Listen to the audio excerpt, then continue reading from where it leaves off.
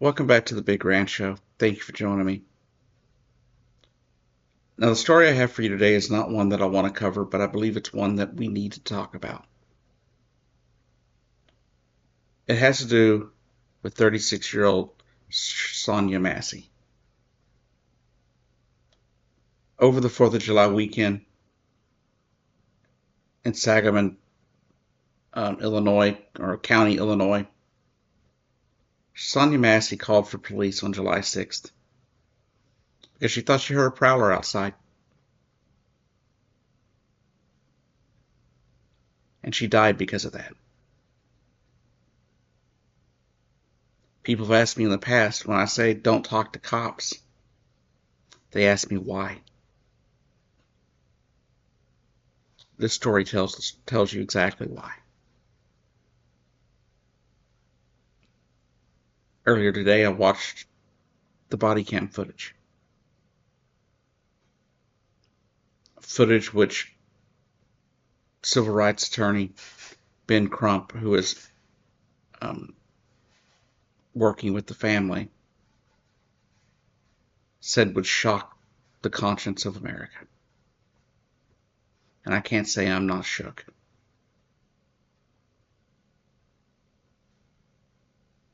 What happened that night is inexcusable. There's no reason for it. She calls authorities because she thinks she has a prowler. They show up and everything's going as you would expect, right? She even starts off the conversation pretty much by saying she loves that they came to help her or check on her.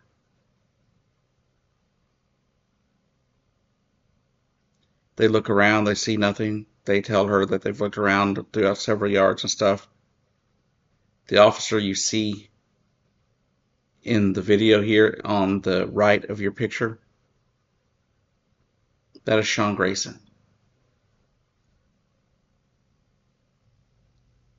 Now, I'm not going to show the video here because that could be triggering to a lot of people.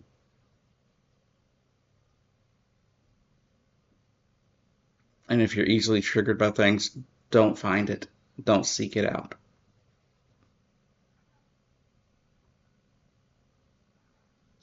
But what I took from the video is he seemed annoyed at the fact that they had come to this call for a prowler and there wasn't anybody there.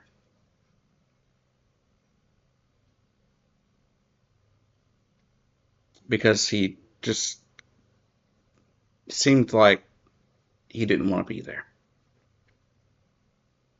But I can't really speak to his thoughts, right?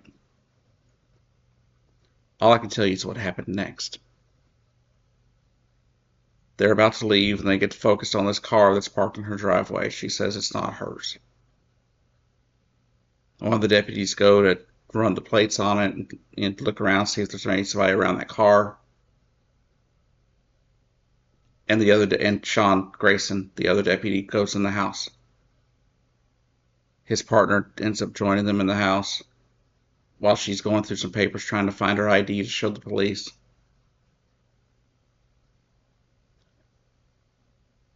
And she has to go take a pot of water off the stove. Mind you, they're at least a good 5 to 10 foot away from each other when she's in the kitchen.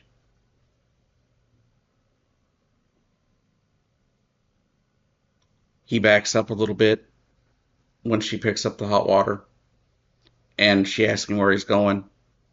He says he's backing away from her steaming hot water.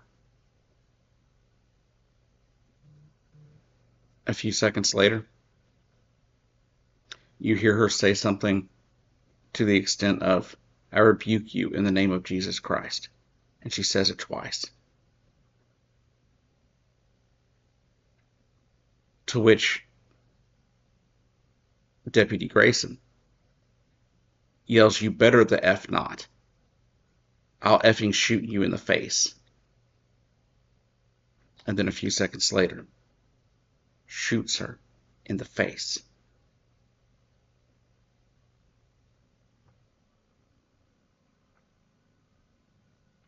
killed her instantly.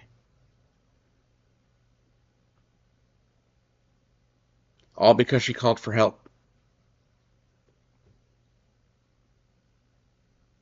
If this doesn't prove that police are completely out of line in this country, completely out of control, then nothing will. America, this is our Sandy Hook moment in policing. We can either choose to do something about what's going on or do what we've done since Sandy Hook, which is absolutely nothing.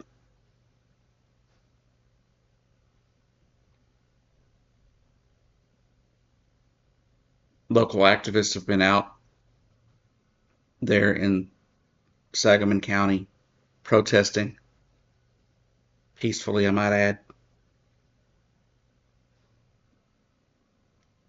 And the state police and the Sangamon County police were very quick in general to get the body cam footage out.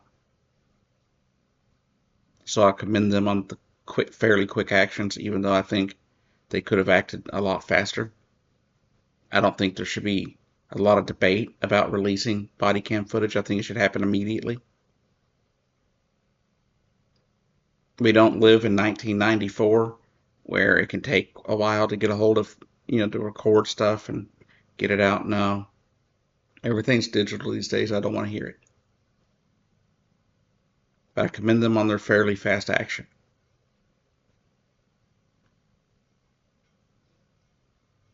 I commend the actions of the Sangamon County Sheriff's Department for firing Sean Grayson. And I hope he's found guilty on all charges. He pled not guilty, of course, because, cops don't ever think they're guilty of anything. But it's clear from seeing the video that it's murder.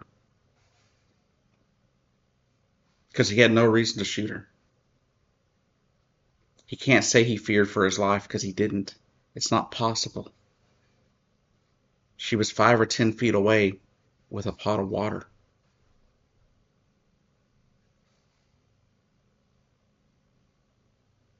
After he got very aggressive with her, after she said, "I rebuke you in the name of Jesus Christ,"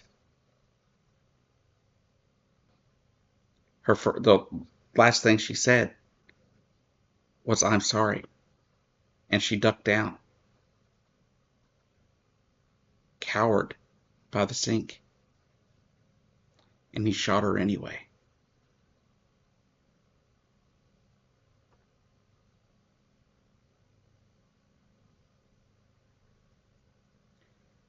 I don't know what else to say. I just don't. This woman didn't deserve this. When asked by reporters why she would have asked, or why she would have said, "I rebuke you in the name of Jesus," he said, one, Ben Crump, civil rights attorney, said she had some mental health issues. So maybe that was part of it. But it doesn't matter if she had mental health issues. It doesn't matter why she said, "I rebuke you." It doesn't matter. They're just words. Did these people never learn that words don't hurt? That's something I had to learn growing up, because people said terrible things to me all the time.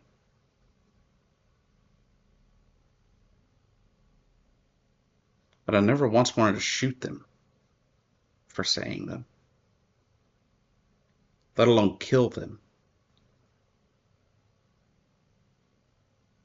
Once he pulled his gun and she cowered, it should have been over. But to start, he should have never pulled his weapon.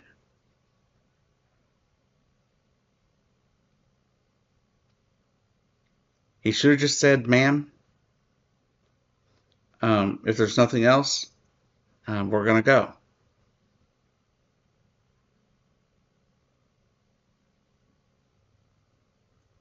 from watching her in the video,